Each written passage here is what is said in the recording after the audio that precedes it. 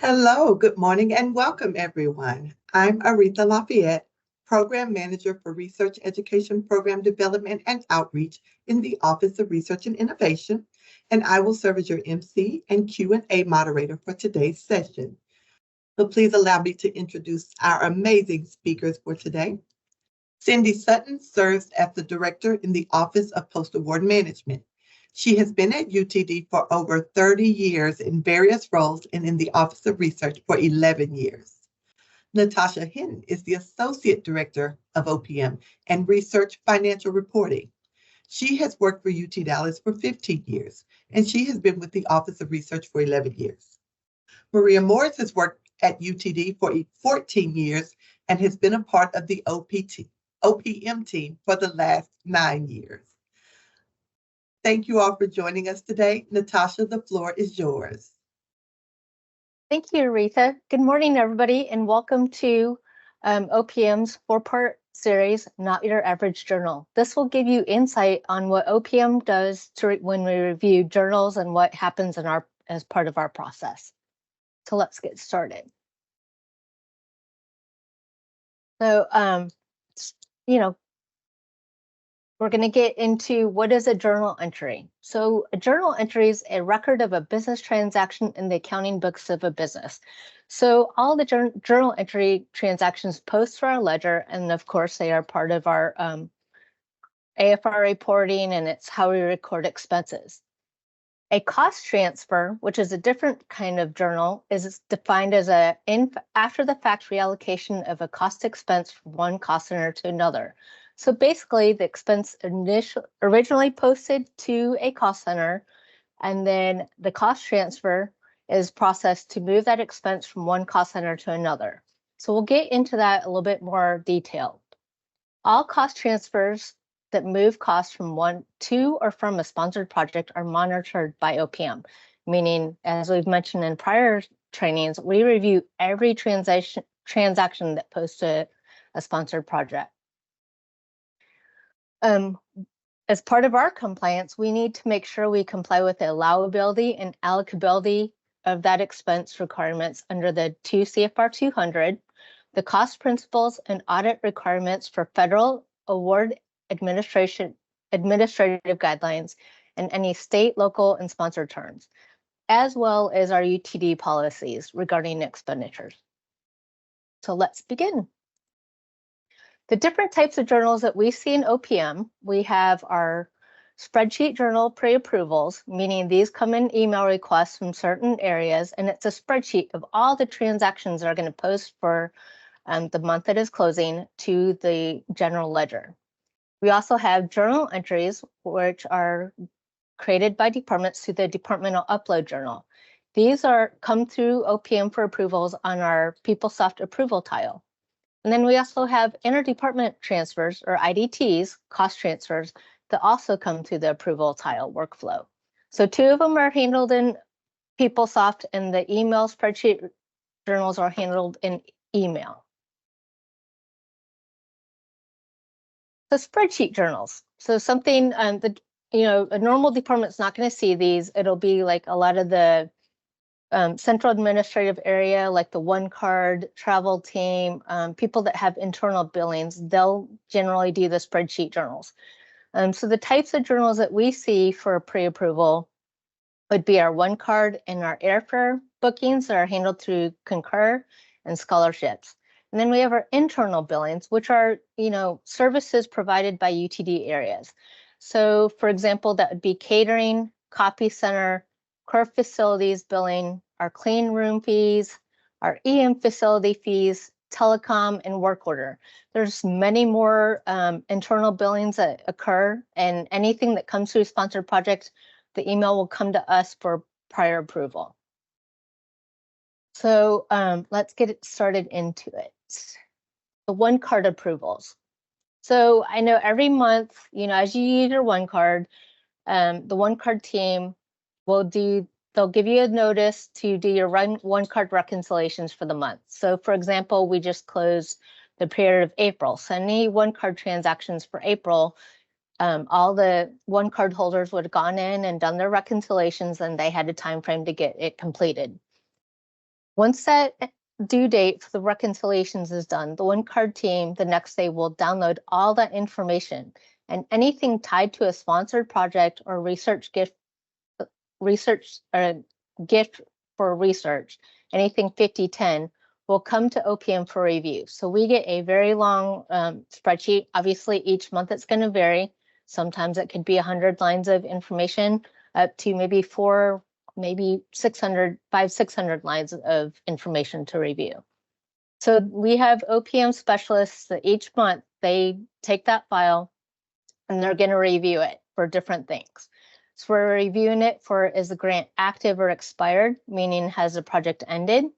Are there enough funds for that expense in the line item budget? So in OPM, we do the line item budgeting. So we look for available balance for M&O, for travel, professional fees, whatever that expense may roll up to. We also look at the business justification, because on your one-card reconciliations, you have to put a business purpose. So we review that to make sure, is that give enough information? Does the expense benefit the project? Maybe there's not enough information, or we may need additional information. We also look for allowability and allocability. Would that expense be allowed on the project? Also, we have access to the one-card reconciliation so we can review receipts. Especially in federal projects, we need to ensure that the expenses are valid and appropriate and justifiable. So we do review expense receipts to make sure, nothing's being charged incorrectly. So for example, I'll get into examples, but say, for example, you're doing a meal reimbursement. We want to ensure that alcohol is not being reimbursed on that sponsored project. And then, is the transaction within the period of performance? Your grant is set up where you have the begin date and the end date, and that is what's considered your period of performance. So those are the different factors that we look for when we're reviewing all these transactions. If there's any issues when we go through and review them, you're going to get an email from the OPM specialist that's reviewing the lines. They could send you an email for a budget revision. Say the project has enough money in it, but for that line item for M&O, there's not enough money to cover that expense. So we will send an email, letting you know that a budget revision is required. Say, for example, we go to review that cost center. The project's either ended or it's an overall deficit. We will send you a notice that another cost center will be needed. Any additional documentation, like I mentioned, if we're reviewing a receipt and there's just not enough information, or we may have some more questions, we'll email you for more documentation and justifications. And then one thing to keep in mind when we send these emails, we have a time frame when we have to have this information back. So that when the email comes out, we'll say the information is needed back by so-and-so date, because we had to make sure we adhere to the timeline given to us by the one-card team to get all our approvals and changes back to them. So anything that's not received by that time frame, we will move it to the departmental clearing cost center, and you will have to address that expense at, once it's posted in the ledger, and process the IDT to get it on the appropriate cost center. Once we've completed our reviews by the time frame we're required, we will email the file back to the one-card team with all our changes and updates and approvals. So it'll all be on the spreadsheet. Same thing for travel spreadsheets. As I mentioned, all airfare booked through Concur will come through a spreadsheet with all the airfare for the month that needs to be charged to the project. It's split out. The travel team will split it out. We have it split out by domestic travel and then foreign travel, because we have two specialists. One reviews the domestic travel and the other one will review the foreign travel. And it just helps make the budget checking go faster, and then they can focus on the different types. So again, as with budget checking, we'll look to make sure is the grant active or expired, has it ended? Are there enough funds in the account code for that expense? Is the airfare departure date? This is very important. Is it within the period of performance? So I will get to an example in the next slide, what I mean by that. And then for foreign travel, please make sure when foreign travel is being booked that the department is adhering to the Fly America Act. Unfortunately, we don't have the flight details when we're we're just getting a spreadsheet of the information. So I know in the travel reimbursement requests go through for foreign travel, we are getting, making sure we get the airline ticket to make sure we're adhering to that. But it is very important that the department, when booking the airfare, that you're making sure you're adhering to the Fly America Act and also the Open Skies Agreement. As mentioned, same process. We'll check to make sure if there's any issues when we're doing the budget checking. We will send the email out if a budget revision is needed or a replacement cost center is needed, or we may notice that maybe an account code needs to be updated, and we'll reach out to you just to confirm that. And as mentioned, there's going to be a deadline for when this information is needed back. If we don't hear you, usually we'll send a few follow-ups. If we don't hear back from you, it will go to the Departmental Clearing Cost Center. And then we'll send that information back to the One Card Travel team so that they can upload it and make their changes, and the journal can get through the approval process.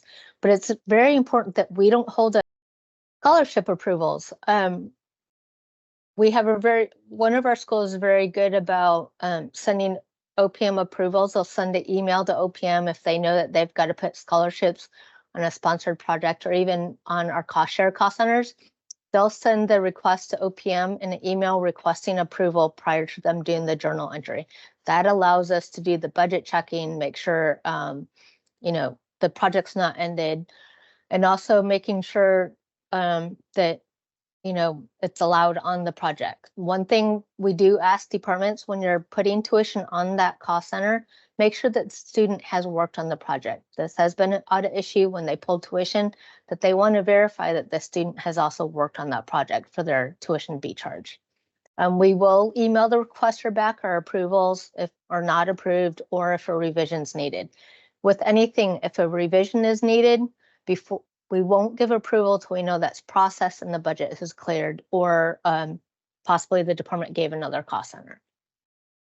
Internal billing spreadsheet pre-approvals. As I mentioned, we've got various UTD departments that have internal billings where they've got service centers, and they need to make sure that they charge the appropriate projects for the expenditures incurred for our core facility, our work orders, anything. I know we've got some that are telecom, anything like that. So they'll also email OPM with spreadsheet approvals, requesting our approvals prior to them getting the information in PeopleSoft.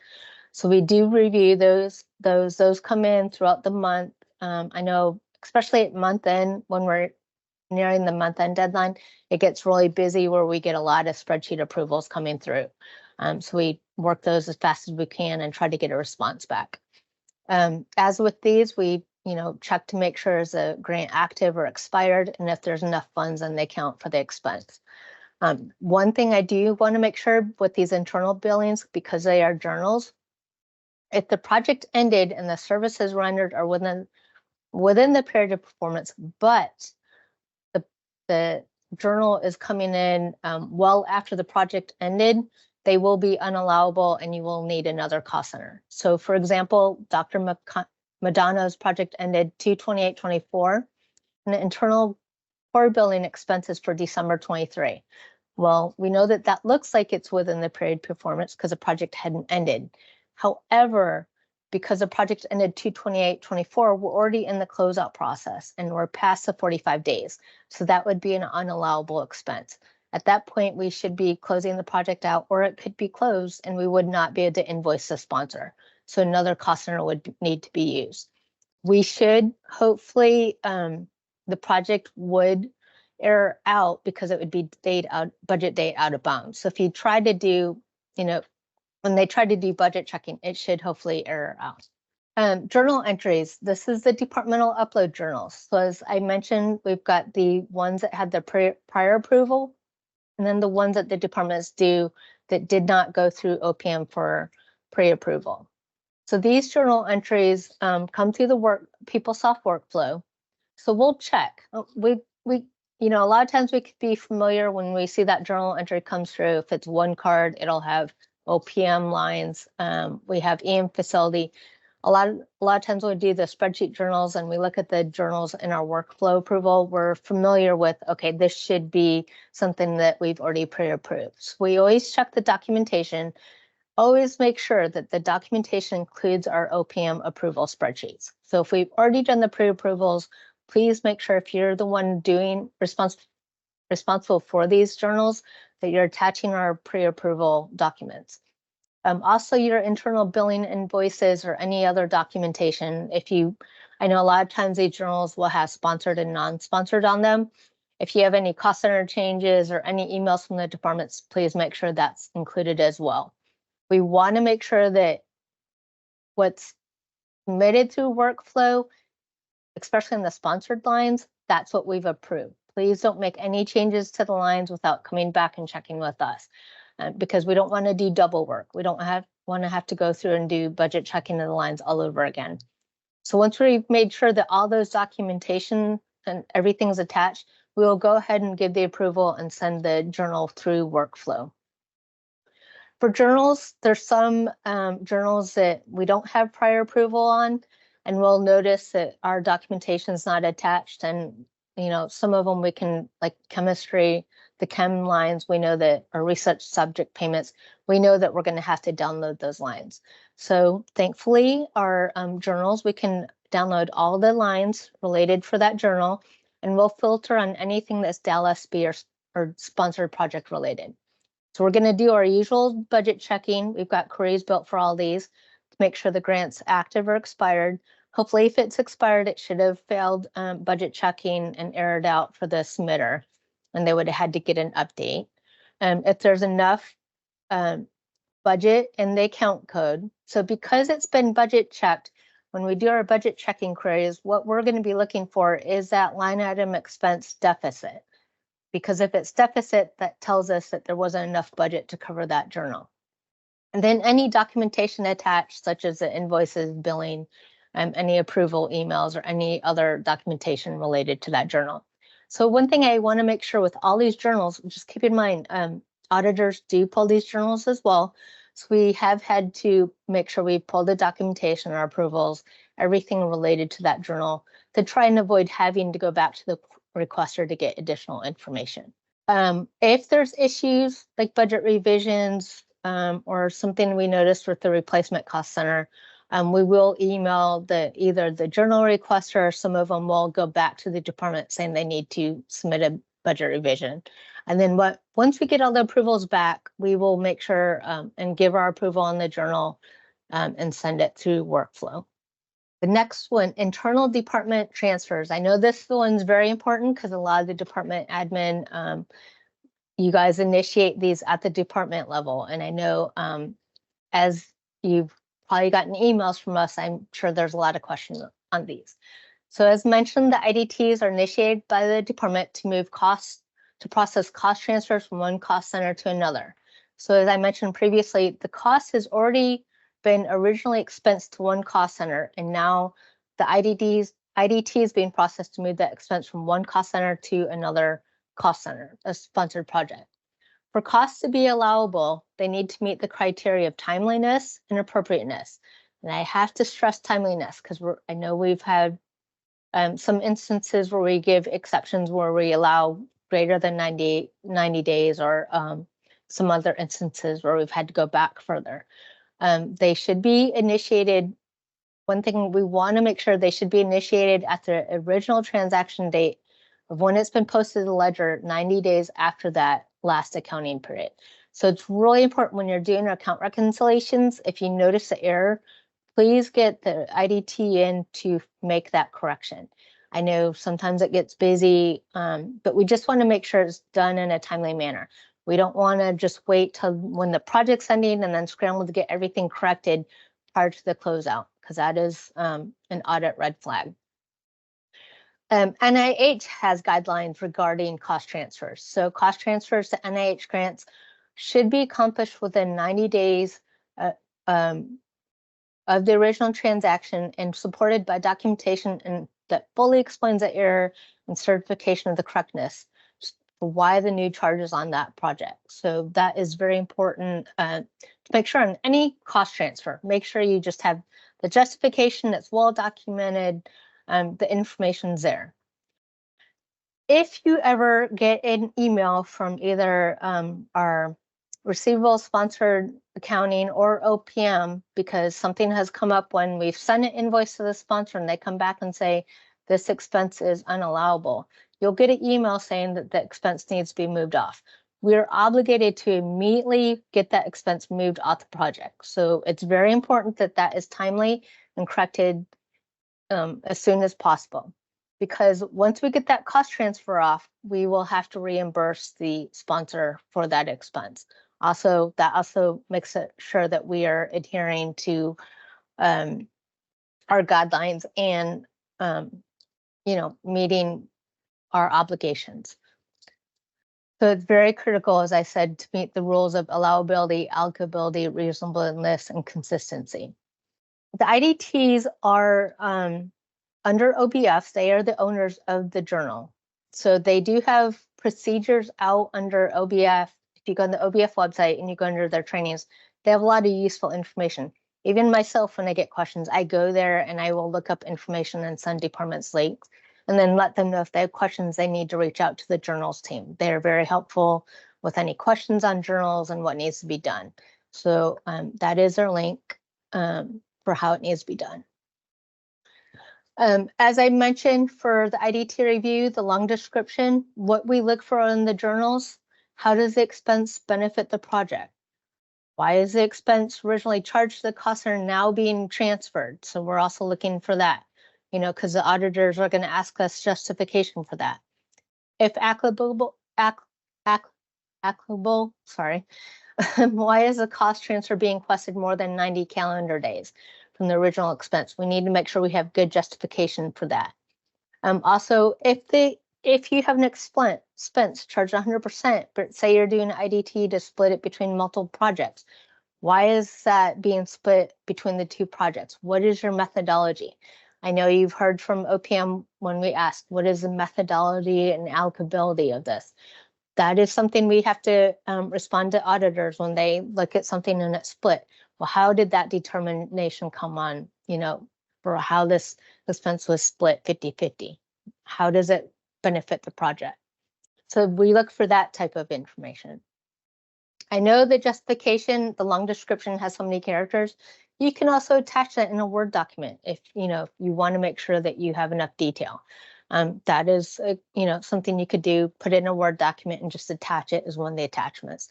And then we know everything's documented and covered. Appropriate IDT long description examples. So as I mentioned prior, say you have a project that we had a delay sponsor. For some reason, in the proposal's been done, it's been awarded, but we just have a timing delay of when we got the official award. So the PI had to use our startup cost center in the meantime to post their expenses. So for that, the PI now has a project active and they want to do the cost transfers to get the expenses on the appropriate project. So the appropriate justification would be Dr. Smith's, the expenses were used in the testing rodent behavior following vagus nerve stimulation, and the project was set up, just set up. So that is good justification where you're explaining that there was a delay in the project setup. Also, projects were deemed unallowable by the sponsor and being moved to another cost center, when you're moving expenses off that project, you should be moving it to a non-sponsored cost center, such as a research enhancement. Second, the third example is expenses were incorrectly charged to the project and the error was noticed during account reconciliation. The expenses are being split between multiple projects to reflect how they proportionally benefit the projects. The methodology of the allocation is attached.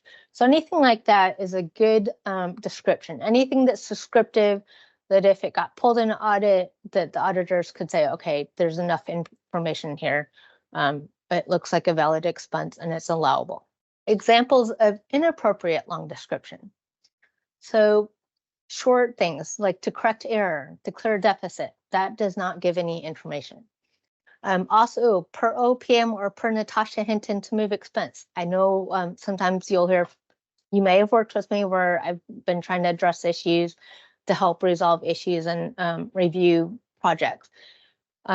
Anything that has per OPM or per Natasha Hinton, that is an immediate audit red flag, and auditors will flag that pull as a sample. So just please make sure you do not include that. And then to spend down or to use remaining balance for project X so-and-so that ends August or April 30th, or that's going to be ending soon. Anything with spend down to use the balance, anything along those lines, that is please do not use that. We do not want to be using those terms, especially towards the end of the project, because it just looks like you're just moving any expense to the project, and you have to have really good justification for how it benefits it. Attachments, as I mentioned, you can attach as many attachments as needed. What we look for is a monthly account reconciliation or cost center statement that shows when that expense was originally posted. So either one of those will work as the financial attachment. You could highlight, a lot of times when I've helped this departments, I'll download that and I'll highlight the line so it's easily identifiable. Original documentation for the expense. Please make sure you include the original receipt, purchase order, invoice, one card report, anything for the receipt for that expense. It needs to be attached. This, the reason we're trying to make sure we have this, because when we had the NSF audit a while ago and we we're going through COVID and we're having to pull documentation, if the documentation is not on the IDT, then we have to go back to the department. Sometimes the audits could be a few years later. And as you know, sometimes people move departments or they may leave the university and that person may not be available that we can get the documentation. So we always want to make sure it's attached on the IDT before we approve it. And then any emails or memos that could provide any additional information for why that IDT is being processed. Or, if a PI sends the request, that is a good example of something to attach. The PI saying, hey, this project just started, please move these expenses from my startup to this project that is now effective. That is really good documentation to include as well. IDT miscellaneous. Please make sure before you send the IDT through workflow. Once you do the budget checking, please make sure you check budget review to ensure that there's enough budget for that line to cover the IDT. Then you are ahead of the game and you can submit the budget revision to cover that. So when it comes through OPM approval, everything, the budget is good and everything should be okay for us to proceed on. If you're moving an IDT, if you're doing an IDT to move any expenses related to travel, please make sure that when you're doing the IDT, whether it's an easy IDT or a manual IDT, that when you're doing travel expenses, that you're looking at the travel as the whole thing, everything that was charged related to that travel. That includes hotel, airfare, registration fees, meals, taxis, conference fees, anything related to that travel. Because we need to make sure when you're doing that cost transfer, that all those travel expenses, if you're moving it from one project to multiple projects or from one project to non-sponsored, they're proportionally splitting these, because that, as an audit issue, you can't just charge, say, this NIH project hotel, and then you're going to charge this NSF project your meals and your airfare. You can't split expenses like that. If the travel is for both those projects, the travel needs to be split proportionally between those two projects. So that is one thing I need to really make sure. We understand when departments get travel awards. Those are operating, funds usually. We understand that travel award may be for something specific, like part of the hotel or expense or something like that. So there are exceptions that we review to make sure, okay, this would be okay. But if you're going between sponsored projects, please or any sponsored or federal, non-federal, just please make sure that you've got those travel expenses proportionally. Also, if they've, during that travel, if they have, say, presented a paper, make sure that documentation is attached to. because these IDTs get pulled in an audit as well. As mentioned, when we're reviewing IDTs, we will send an email back to you, letting you know if a budget revision is needed, if we need additional documentation, if the long description needs to be updated. One thing to note, if you have to update the long description, once you update it and you save it, you're going to have to do the budget checking again, and it's going to have to go through workflow approvals. If it's a budget revision, we will hold it until that's processed, or if there's additional documentation that can be attached, or we can attach it for you prior to us approving it. And then just any additional justification. We just need to make sure those are in place prior to us giving our approval on the journal and sending it to completed. Be mindful of OBF monthly deadlines. I know in the OPM or the OBF Teams channel, they send out each month when IDTs have to be approved by departments. One thing I need to make sure there's differentiation. The IDTs have to get through a departmental approval by this date, and then OPM has another deadline. So we have time to review it and get it through the approval process. If we've emailed you and requested more information or a budget revision or anything that's needed, please make sure you get back to us in a timely manner by the date we need it by. Because if it's not approved, if we don't receive it by time we have to have our final approval by 5 p.m. that day, we will deny the IDT and you will need to resubmit a new one back to workflow for the new accounting period. So it's just very important that you get back to us to just try to avoid extra work on your part and possibly having, maybe you forget to redo it and then you remember 2 months later that it has to be done. The other thing I want to point out with IDTs, I know when entries are being done, when you're doing your 2 entry lines, anytime you're moving an expense to a sponsored project, it will be a positive amount. When you're moving the expense off of a sponsored project or off of a cost center, it's a negative amount. So when you want to say you have a new project and you've got $5,000 in M&O available and you want to move expense to the project, the IDT, the line for that cost center and that account for the IDT, say you want to move $800 of expense to that project, it's going to be a positive $800 on that sponsored project because you're moving the expense to that project. So when you look at budget or review and you see your available budget, it's going to be the budget minus that $800 of the expense that's been budget checked for your new available budget. Anytime you do a negative amount, you're increasing your available balance. So just one thing I just wanted to make note. Auditors, red flags to auditors, the volume of cost transfers being processed in a project. If they see a lot of in and outs and a lot of IDTs being processed, that could raise a red flag and they're wondering why is this department moving a lot of transfers? Are they not monitoring their project, making sure things are, charged appropriately? Cost transfers that occur after the period performance. Sometimes we have exceptions, like if we're closing the project out and there's a deficit, we may reach out to you, say, hey, we can't close this project because there's this deficit. You have to do a cost transfer to move an expense off. That would be justifiable because obviously we cannot close projects that are in deficit. So please make sure when you're doing account reconciliation, if you notice that project's in deficit when you're reviewing the cost center, please review it and make sure you get, any expenses to clear that off.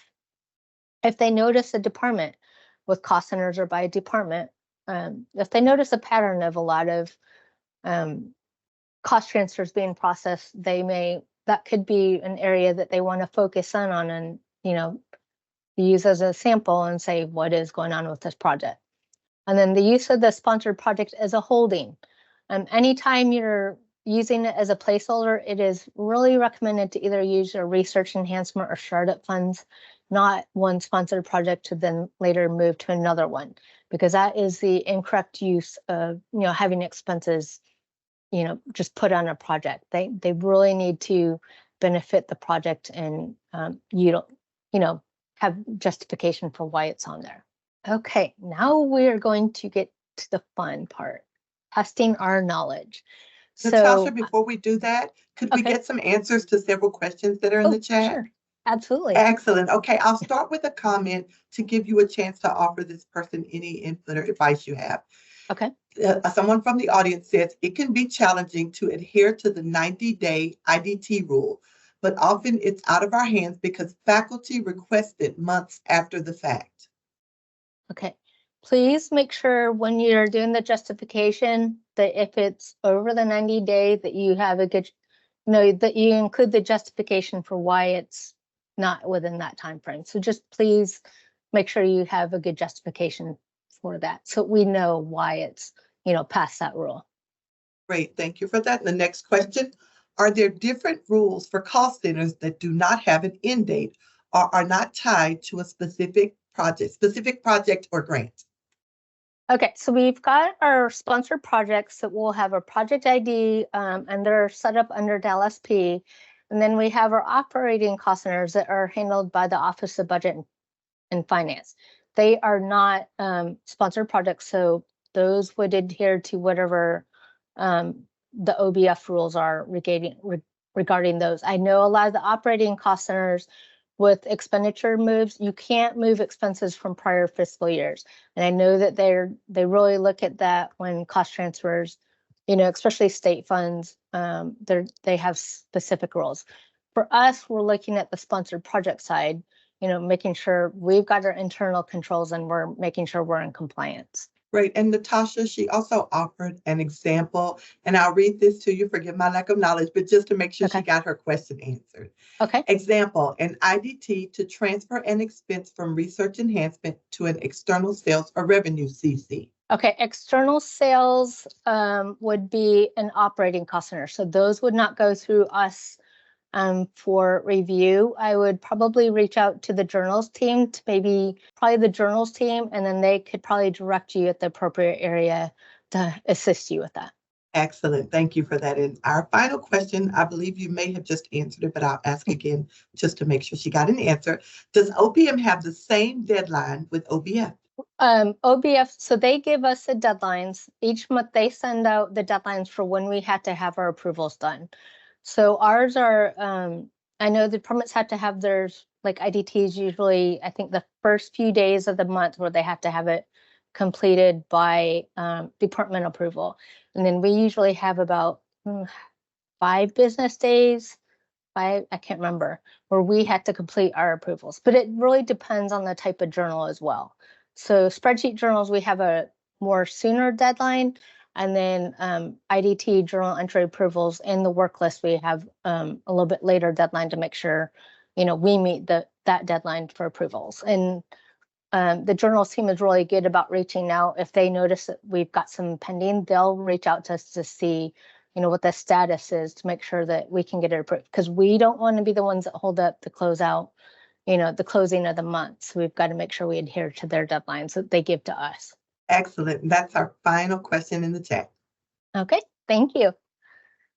Hey, test your knowledge. For the first question, the department is processing an IDT to move expenses from a startup cost center to an NIH project that was delayed in the setup. The project start date is February 1st, 2024, and the expenses were incurred in February 2024. Is this IDT allowable and appropriate? Yes or no? Looks like the majority say yes. Okay. Yes, if the expenses directly pertain to the project, then they can be transferred to the project.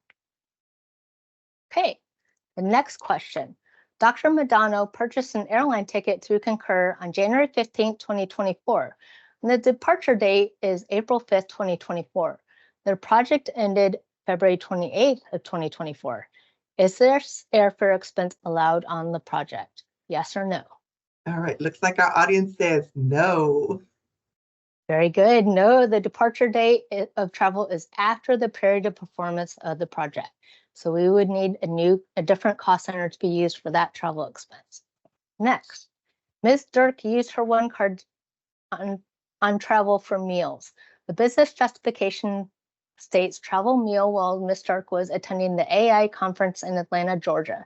One card reconciliation has all the appropriate documents and the budget's available and the project's still active. Is this okay to approve? We got a few no's on this one, but the majority say yes. Okay. Yes, if the travel meal expenses relates to the project, then it would be allowable. Hey, Mr. Eiserman is submitting an IDT to move expenses from his research enhancement to his NSF project. The justification is to spend down the funds before it ends. Can OPM approve this IDT? Yes or no? The no's have it. Okay. No, spending down funds is not appropriate justification. The department would need to update the justification and then send it back through once I have how it benefits the project and why it's being moved. Okay, internal billing for the mass spec core was delayed and the billings are for November 2023. The project ended August 31st at 23. Would OPM approve this expense? This one also had some mixed responses, but the majority say no. Okay. No, this expense would be unallowable because the project ended August 31st, 2023. A replacement cost center would be needed. OPM is reviewing the one-card journal, OPM lines, and the work list. The attachments include the OPM pre-approvals, one-card documentation, and relevant information. Can OPM approve the journal? Yes or no? We got a few responses there that say yes. Okay. Yes, the journal is already checked by OPM during the spreadsheet pre-approval process. So we could give the approval on the journal and the workflow approval. Okay, the department submitted an IDT and the long description had all the appropriate information. The project's active and the budget is good. When OPM reviews attachments, only the account reconciliation is attached. Would this be approved by OPM? The audience votes no. Correct, no. The department would need to attach the original documentation of the expense before it can be approved by OPM. Okay, the department was notified the sponsor reviewed the last invoice and deemed an expense as unallowable. They're processing the IDT and the justification states, per Natasha Hinton, the IDT needs to be processed. Is this justification appropriate? Yes or no? 100% they say no. Very good. The justification should not have anybody's name and it did not provide any detail. The appropriate justification would be notification was received from the sponsor that the expense is unallowable. The expense is being moved off the project to a non-sponsored cost center to be in compliance with the award.